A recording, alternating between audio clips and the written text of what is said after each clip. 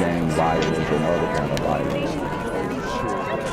Get away! I could be at work, at school, in my car, I can still get shot by the police, but I can get shot anywhere.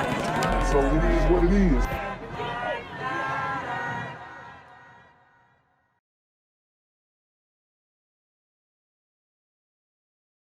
What's good, YouTube? It's the Black Gen Z Mindset. Make sure you go ahead and like, comment, share, subscribe.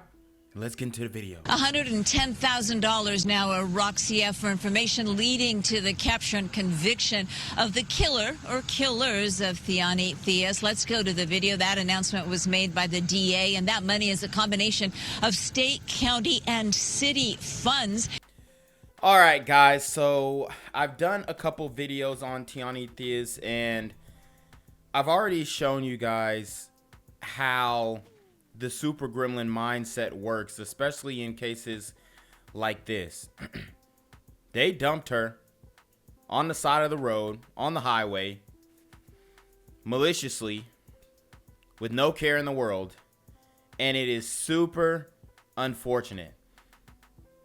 Okay? It's super unfortunate. It's sad that she got herself caught up in this lifestyle, but this is the key that I want you guys to understand, that she pretty much had no chance out here. And the reason why I say that is because I saw the interview with her pops. Obviously, her mom is disabled. But from what he was said, the conversation that struck to me was that she said that nobody loved her but her mama. And he basically replied, hey, I love you, da da da, whatever. And it's a super sad situation, but that gives me an indicator that he probably wasn't present most of her life. Okay, probably wasn't present most of her life. And you know, he got his little business going, and it's doing what it's doing, so that's good. Kudos to him. But you could tell that there was a lack of guidance in this household. You could tell that there was a lack of attention being paid to not only her social media activities, but the people around her and the people that she was getting involved with. So we're going to break down Tioni Theus, and I'm going to, as the title says, I'm going to tell you why Tioni Theus and Lawrence Smith Fields, although very unfortunate situations, I'm going to tell you why their murders do not deserve as much attention as Brianna Kupfer's, okay? But Lawrence Smith Fields, she wasn't murdered. She actually overdosed. So I'm just drawing the parallel because these are three women who are in the limelight. One is dark-skinned, one is light-skinned, and one is white, okay? When it comes to attention, I would say... honestly, I would say Lawrence Smith Fields is actually number one when it comes to attention. But everybody who is trying to shed a light on that situation is loud and wrong. Lawrence Smith Fields overdosed. There was no indicators that this guy, the white guy, okay, did anything foul. All right? As a matter of fact, I have my own theories on how she got those drugs. Big bruh. Maybe Big Bruh would like to come to the front of the congregation and talk about it, because he did meet her on that same night that she was with that white man in between their evening together. So maybe Big Bruh dropped some dope off. Who knows? Big Bruh on Facebook talking like he the plug. So you never know. And the truth is stranger than fiction. And that's why I think that's why he's going so hard, because he has a lot of guilt. But right now we're talking about Tioni Theus. So let's stay on topic. Everyone hoping that the money will serve as incentive for someone to come forward and do the right thing and give police the information they need to find the killer. Theus's body was found on January 8th on the side of a freeway on-ramp. The teenager had been shot to death, her body dumped on the side of the freeway. LA County's District Attorney George Gascon says she was last seen leaving her home in Compton on January 7th when she reportedly told her dad she was meeting a friend and going to a party. Subsequent investigation, for any black parents out there, I'm going to tell you like this. You do not want your child going to any super gremlin parties in this day and age. Not in 2022. You may have been able to do it back in the day, but nowadays, these parties are getting shot up. Okay? The parties are getting shot up. Everything is going awry at these parties. It's just not a good idea to allow your teenage child to go to parties. I mean, what is this? Like, we let our kids grow up way too fast. Way too fast. Like, I wasn't even allowed to go to parties in high school. I mean, I did. I snuck out, but it wasn't something that was allowed. And I think those boundaries need to be set, especially for young women who are out here moving dolo. She going to a party, you don't even know who she's going with. You don't have no friends, numbers, no contact information, no reference to say, hey, you gonna be with my daughter. You just, oh, okay, honey, go to your little party. Bad parenting. DA says indicates a 16-year-old may have been the victim of human traffickers.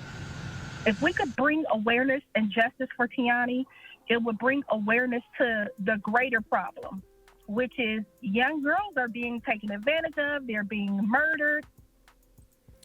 And that's very true. They are being murdered, being taken advantage of. But like I said, you got to address the household first. Why are they allowing this woman to be out in the streets? Why are they allowing her to jump off the porch and act like she grown? Why are they allowing her to do explicit activities on social media, which I'm going to show you in a second? It's a lot going on here. So the protection first needs to come from the parents. Because if we want to talk about human trafficking, how do you not know your daughter is being trafficked? Is she coming home every day? Or maybe she's coming home 2-3 times a week. Who knows? But that should be a red flag too. It shows me that the parents probably were negligible in a lot of ways. Okay? And I'm not telling you to be a helicopter parent, but you need to have a bird's eye view on your kid. Now, the last 3 weeks, investigators have been spent tracking down anyone that she may have been in contact with. This as family mourns the loss of a life that, of course, had so much promise. She was only 16 years old, bringing it back here live. Her funeral is set to start at noon today, and we're told the public is welcome. Reporting live, I'm Gigi Graciette. Back to you. All right, guys. So, woo! Little Miss Tioni Theus, Little Miss Fast Tioni Theus, she got a lot going on. A lot going on. And this is a Instagram profile that she has up. We're going to go through it. Doesn't have many posts. We're going to go through every post. Okay? But she's doing the most. Okay, and there are multiple pages. One is private, so she probably was doing some crazy on that other one, but I'll show you the other page. But this is the lack of attention that her parents were paying, that she was able to do the most on Instagram, and nobody tell her it's inappropriate to post this, take this down, da-da-da, whatever, nobody. So let's get into the highlights. This one right here, it says, and you know where women are, at. Keep a girl who's bad enough to get everybody's attention, but loyal enough to want you. Okay? So, obviously, she was grabbing attention like most women do. No problem with that. But this is where I have the problems with. For one, the first video is like, you in the bathtub doing the most. Now she twerking all online. This is a lot. Another video, her playing with them sticks. Her playing with them sticks. You flashing guns, doing all this. I'm pretty sure that's not her gun.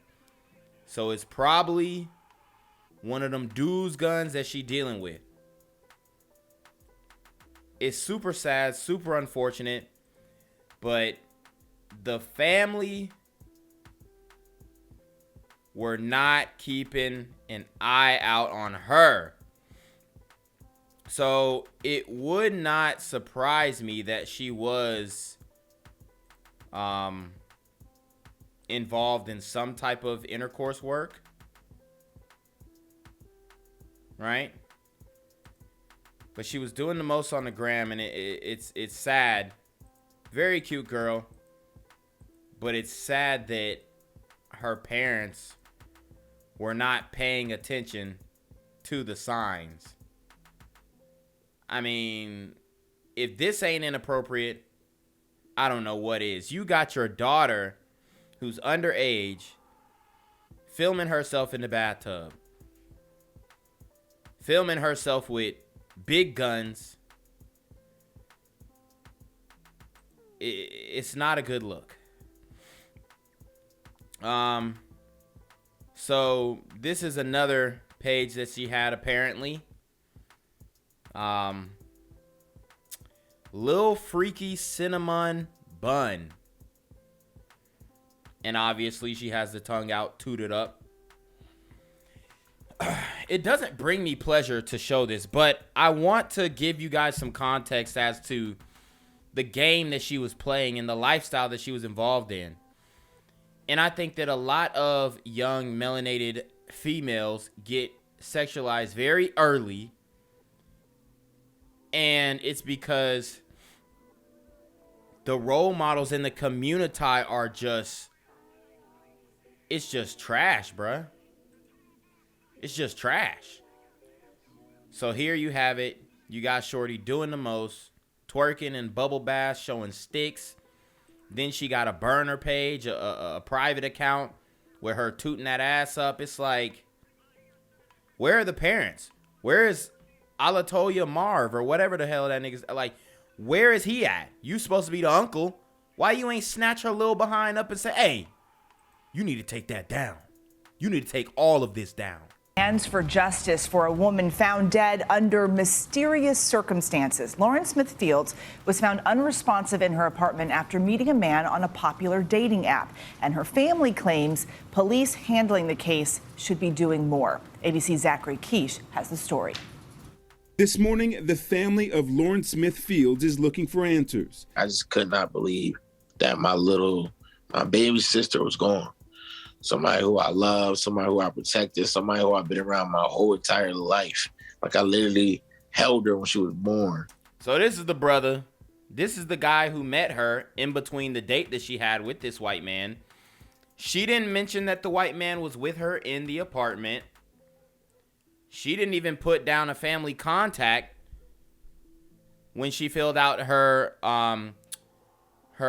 lease at the apartment that she was staying. So I don't know what that means, but that's why they weren't able to get in contact with the family, because she didn't have no emergency contact listed on her lease. Now, as far as the brother, obviously he has a history of using opioids. I believe a former DUI, something like that. If you go to his Facebook, he's talking about being the plug and all that kind of stuff, and he get the best this and he get the best that. So who's to say that she didn't get the drugs from him? Because what the white man said, and you know, who knows what if he's telling the truth or not, but I honestly, in this case, I believe him because it lines up. What he said was before he pulled up, Lauren Smith Fields told him to bring some alcohol and $40 to get her nails did. Okay? Then when he pulls up, they chilling, they drinking, they doing whatever. She leaves the Netflix and chill session for about 30 minutes to meet up with what we have now confirmed was her brother. She goes back inside and goes straight to the bathroom for 15, 20 minutes. He said he thought that was odd, but didn't give it any more thought. She probably went into that bathroom to take the drugs that she could have allegedly, I'm not saying that it happened, but could have allegedly been given from her brother. So we got a lot going on here with Lauren Smith Fields. All in all, she overdosed. There's no signs of blunt force trauma. She drank and drugged herself to death. Fentanyl in her system. It's a tragedy, but it was an accident. Solely on her part. According to the Bridgeport, Connecticut police report, on December 12th, authorities found a young adult black female lying on her back that did not appear to be breathing. A man who says he met Lauren on a dating app called the police. That man, who we are not identifying, says he had only known her for 3 days. So this is my thing with this guy. He knew her for 3 days. He pulled up. For one, why are you letting a dude that you knew for 3 days pull up to your house? You ain't even go on no date with him or nothing like that. But anyways, she looked like he was a check, and she probably found him attractive as well.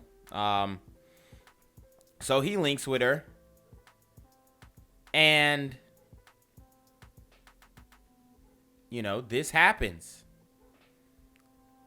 Now, obviously, everybody is on this dude's head top. They found out who he is. They atting his job on Twitter. They trying to expose him and whatnot. And it's just so wrong. Cardi B posting all types of stuff when the dude is innocent, man. He really is. So much so that the police said that, hey, there's nothing to see here. See, my thing is, we think that this man is so intelligent, so methodical, as the black community, the community. We get hoodwinked on every occasion, on every national story. We think he's so smart that he killed her, raped her, then called the police in the morning on himself and talked his way out of getting arrested. That is how much stock we give to these white folks. We think that this guy is so smart that he believed that he had the hubris to kill a woman, rape her, you know, not in that order, obviously, and then call the police on himself. I mean, how dumb could you be? As a community, we got to wake up and look at the facts, look at the reality.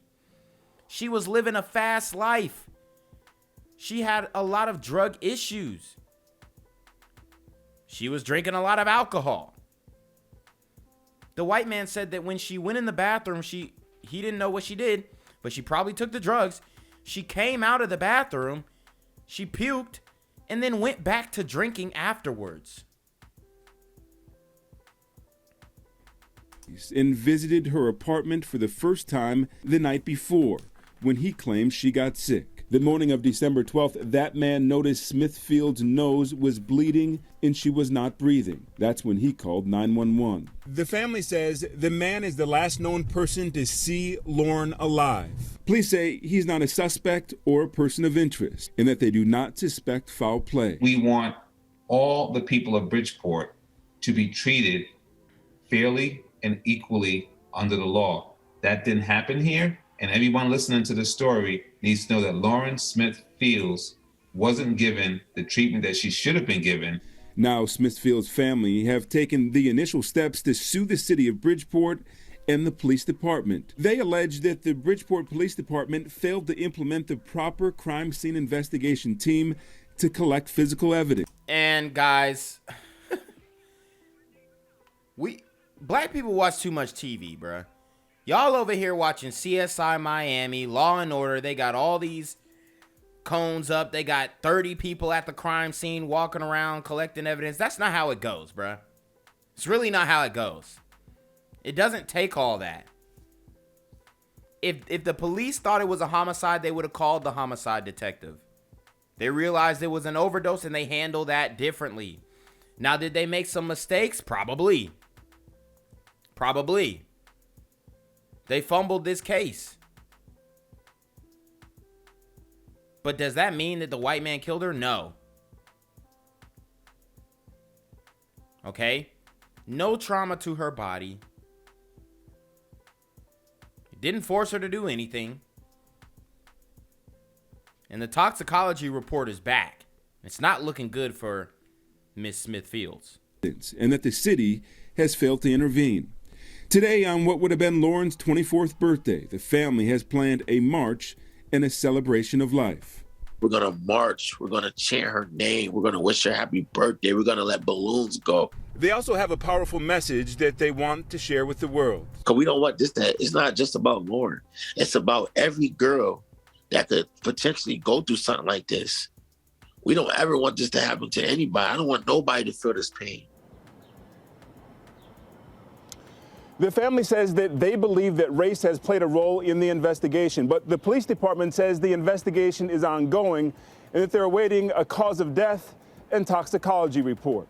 Janae? All right, Zachary, we'll continue to follow that one. Awful story. All right, guys. So we got Cardi B out here doxing Matthew LaFountain, the white guy, the engineer, who busts the cheeks of Lauren Smith-Fields that fateful night.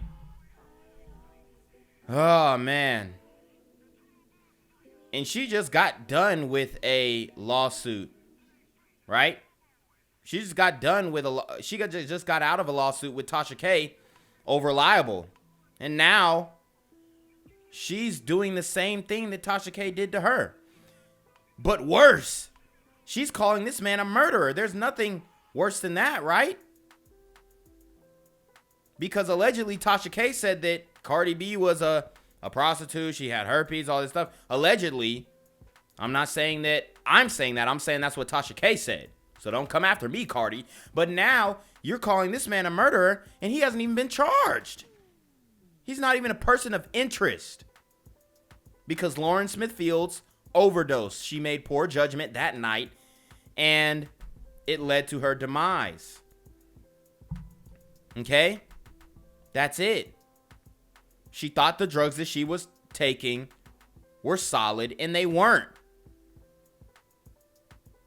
She got Mac Millered. That's all. This guy, he had no idea. He even said that he told her to slow down throughout the night, and she didn't. Okay? But now Cardi B is out here. This is so scary. A fictional murderer character. But in real life, Justin for Lauren, Connecticut, you have failed that young lady. Connecticut didn't fail anything. She failed herself. Her family failed to realize the life that she was leading. Okay? No blunt force trauma on her body. But the toxicology report tells the full story. So let's stop blaming Matthew LaFountain because he told her to slow down. But no, she didn't want to.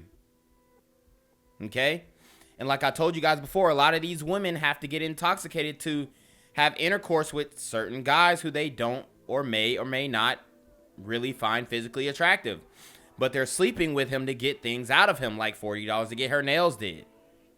Maybe money for a trip to Jamaica, Rome, right? Costa Rica, Dominican Republic.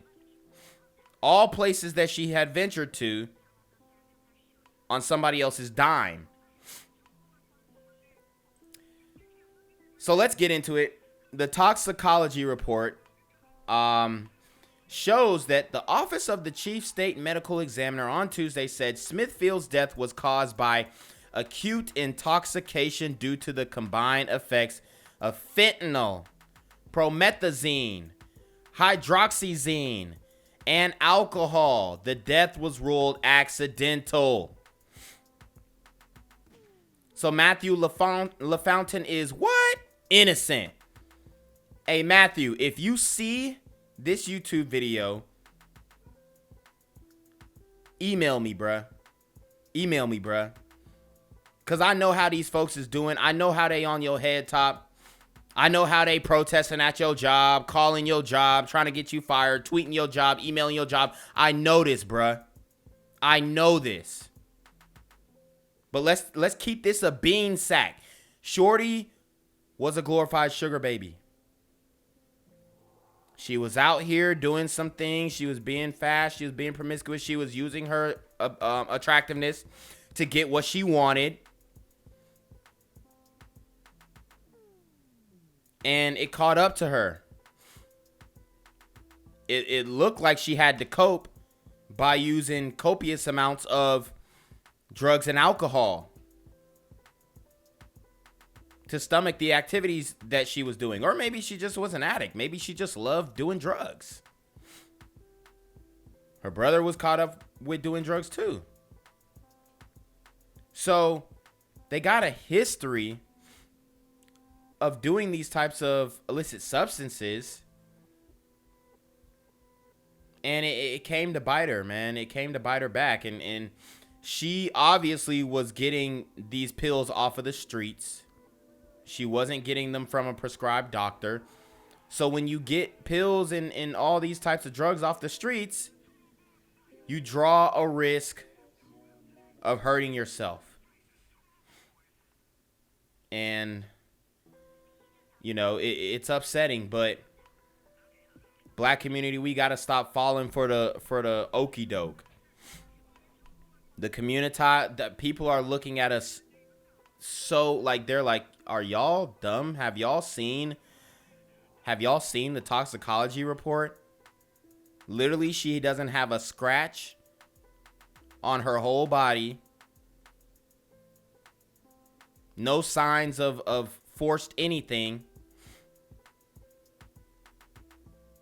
Just the drugs in her system, the alcohol in her system, and a deadly mixture. So we're going to her Instagram now. I've already broken this down, but guys, London,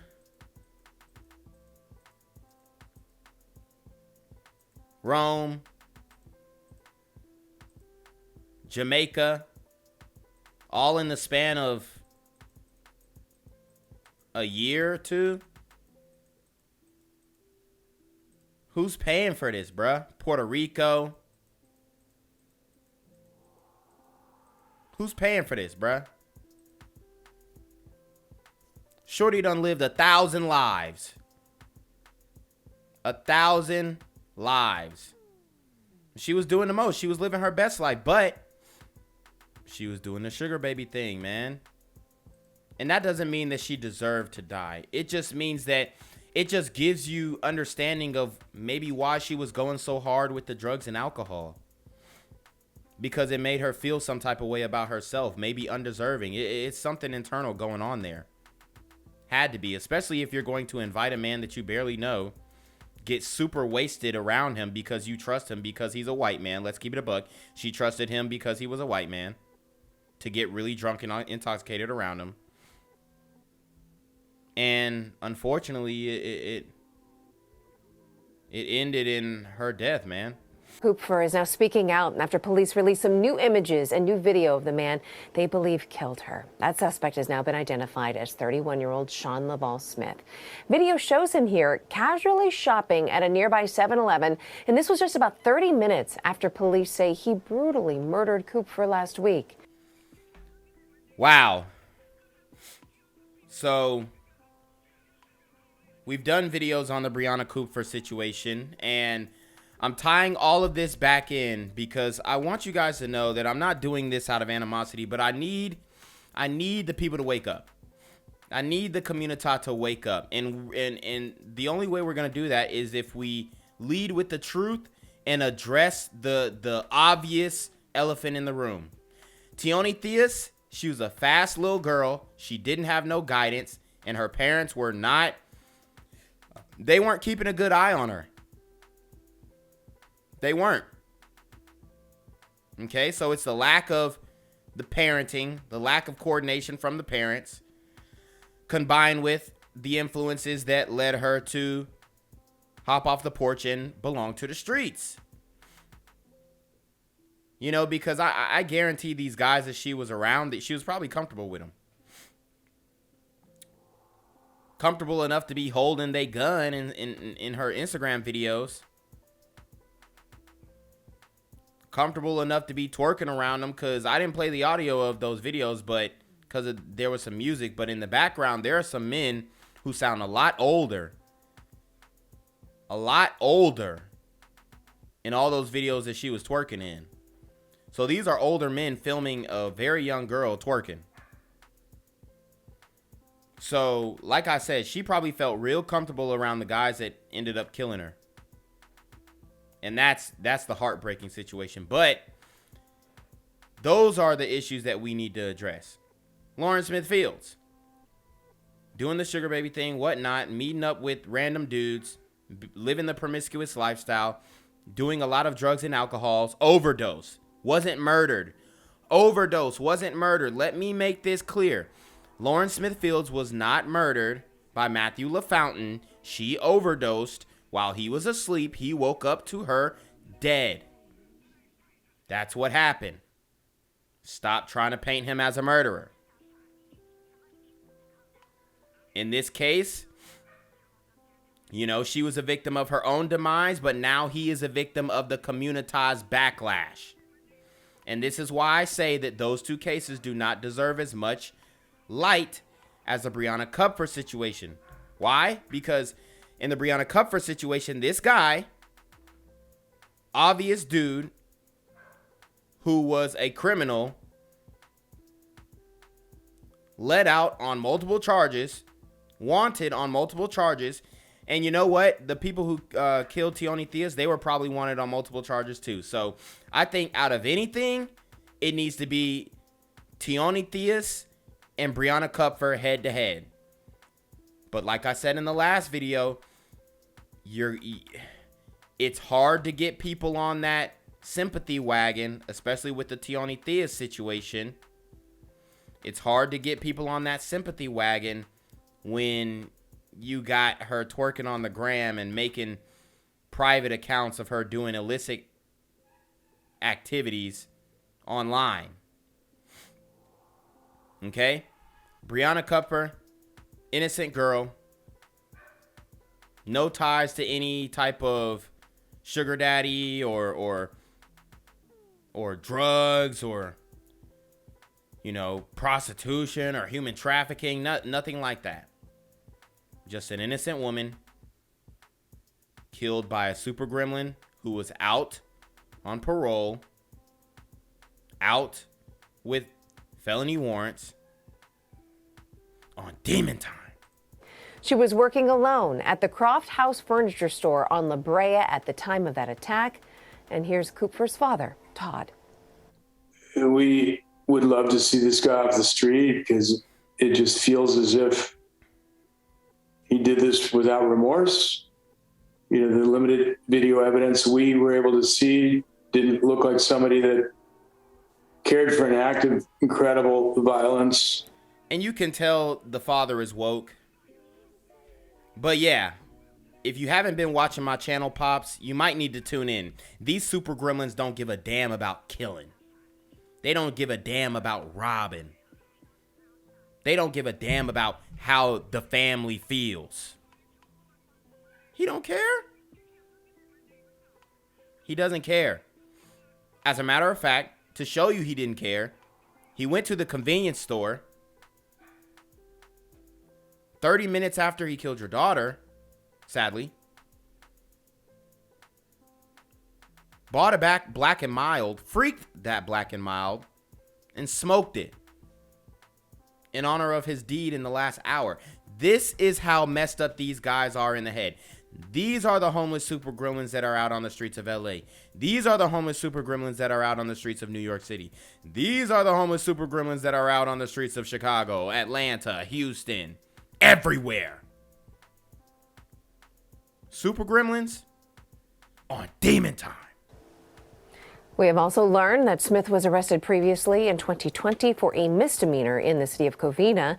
A $250,000 reward is now being offered to help in this investigation. Gang violence and other kind of violence. Guess what? I could be at work, at school, in my car, and I can still get shot by the police. I can get shot anywhere. So it is what it is.